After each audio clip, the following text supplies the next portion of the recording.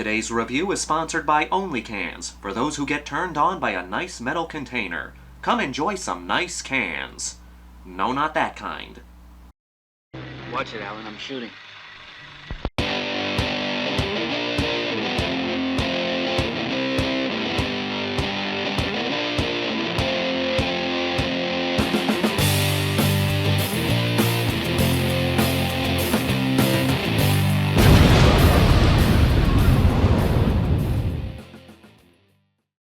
The Black Cat.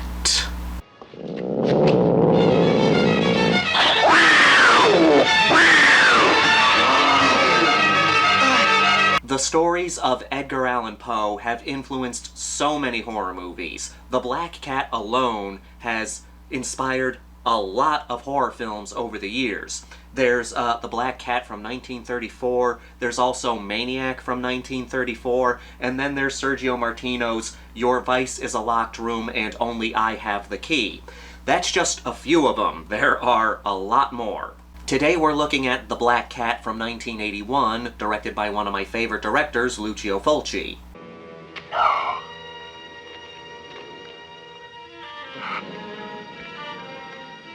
I didn't want to. We follow a psychic professor named Robert Miles, played by Patrick Magee, who we all know from A Clockwork Orange. I'd like to talk about that movie someday. Let me know if you'd be interested. He has the ability to communicate with the dead, and he also has a cute little kitty cat, who he turns into an absolute monster.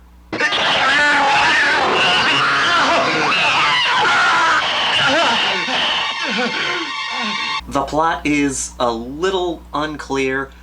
Basically, this guy has a lot of grudges against people, so he has the spirits of the dead possess his cat, or he just controls his cat with his powers.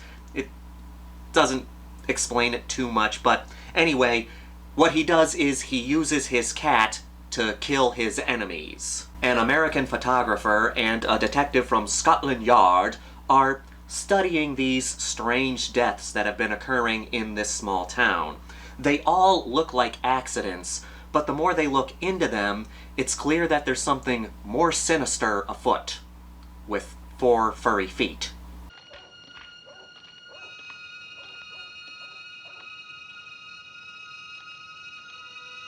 For me, this is one of Lucio Fulci's most underrated movies. I'd put it in my top 5 favorite Fulci flicks. Try saying that 5 times. Fulci has always been known as the Italian godfather of gore, and he's earned that title. So many of his movies have good gore scenes, and I've always liked how he mixes suspense with his gore. The best example of this is the eyeball scene from Zombie.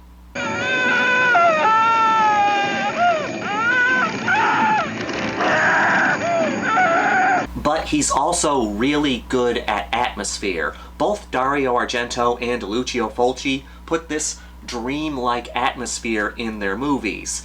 And a lot of times they tend to focus more on the atmosphere and the imagery than the stories. Not to say that there isn't any plot in their films, it's just that it's more of a vehicle for the images and the atmosphere. That's the case with The Black Cat. The story kind of takes a back seat to the atmosphere, but the movie does have great atmosphere.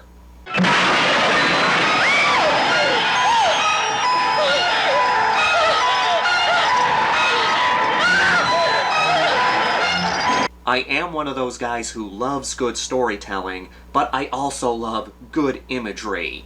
And I like when a movie is good with its imagery. I do love story, and I do prefer good stories, but I will always love good imagery.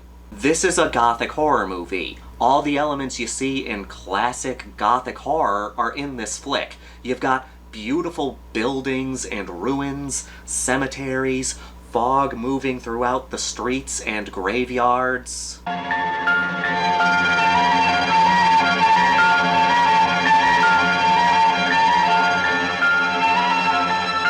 A lot of Italian horror movies have over-the-top performances due to the dubbing, but the performances in this feel right out of a classic Gothic horror movie. I think that if this movie was filmed in black and white, it would fit with the Gothic atmosphere. The concept of this movie is a bit silly, a cat going around killing people.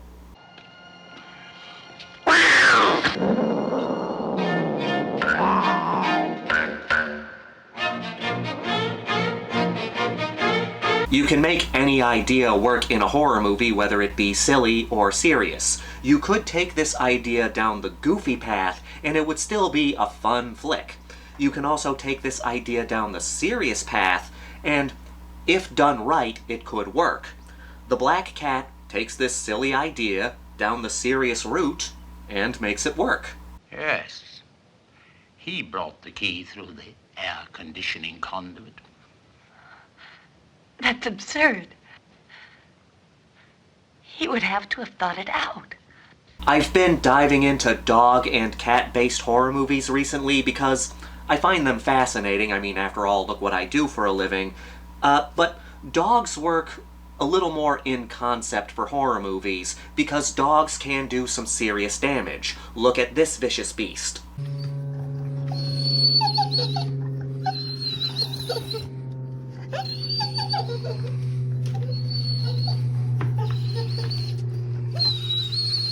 Not saying that cats, or at the very least domesticated cats, can't do serious damage, just not to the same extent as other animals.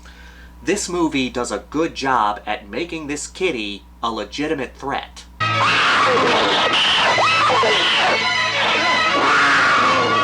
Holy shit. Not only that, but the way the cat kills people makes sense in this movie. Most of the kills come across as accidents. It's not just the cat mauling people until they die. He uses the environment to do most of the work. Fire, dehydration, falling onto spikes.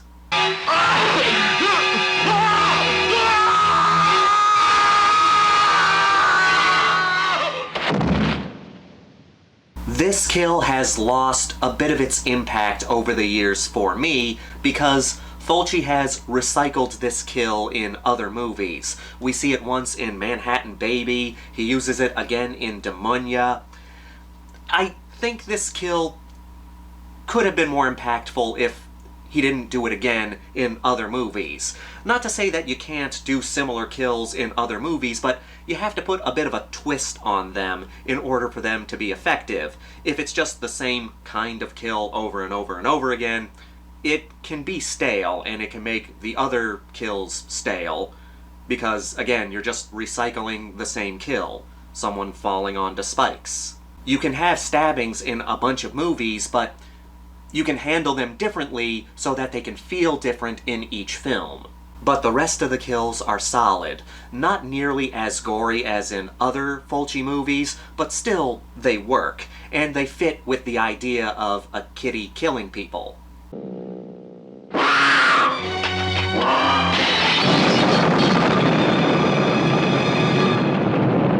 We don't get any kills in the third act of this movie. They're relegated to the first two, and that's not a huge problem, but this is just a thing for me. I had such a good time with the cat murder scenes that I wish there was at least one in the third act. I mean, the movie does not have a small body count. It is on the smaller side, and just for me, I could have used a few more cat kills, but that's just me. Once we get to the third act, the movie becomes more of a thriller. We do get some suspenseful scenes, and this is when it starts to dive more into the Edgar Allan Poe story.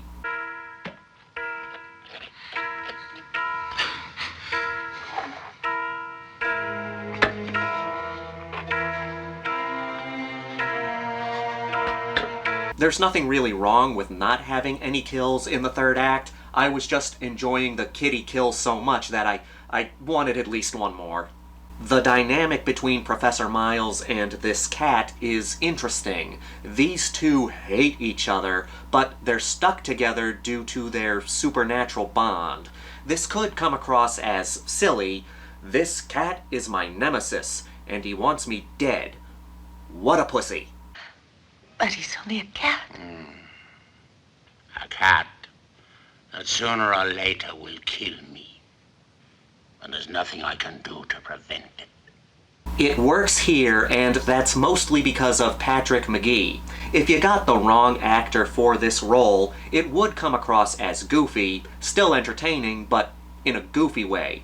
Patrick Magee makes this idea work. His acting is so good, you truly believe that he hates this cat. And the filmmaking helps us believe that this cat hates him.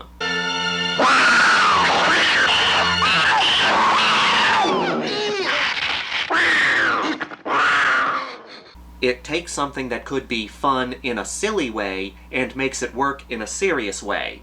That's the main thing you can say about the Black Cat. It takes this silly idea and just makes it work in an atmospheric, creepy way.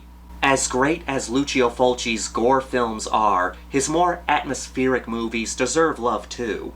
The Black Cat may not be for everybody, but it is good. If you're just looking for a solid, gothic horror movie with some good, creepy atmosphere, you'll have a good time. This cat is mean as hell.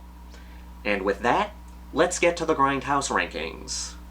We've got a body count of 5. The kills consist of a car accident, impaling on spikes, death by dehydration, and being burned alive. There is some nudity here. We get some rest in the first act.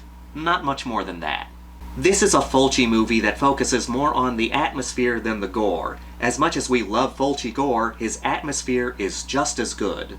The premise is silly, but the directing and the acting make it work. The cat is a solid horror villain. The film does a good job at making this kitty intimidating. The kills are good, not as gory as other Fulci flicks, but still well done. The third act goes more into a thriller territory, and it works. I could have gone for maybe 1 or 2 more kills, but that's just me personally. It's not really a knock against the movie. I'm giving this a 4.4 out of 5. It's a good Italian horror flick, and if you're a Fulci fan, I think you'll like it. As always, I want to thank all of you for continuing to watch and support this channel. Please leave a comment down below. Let me know some of your favorite evil pet movies. I wouldn't mind covering more of these because of what I do for a living. This is the Maniac, here to remind you that the Grindhouse will never die. Hello? Baxter! Meow, meow, meow, meow, meow, meow, meow, meow.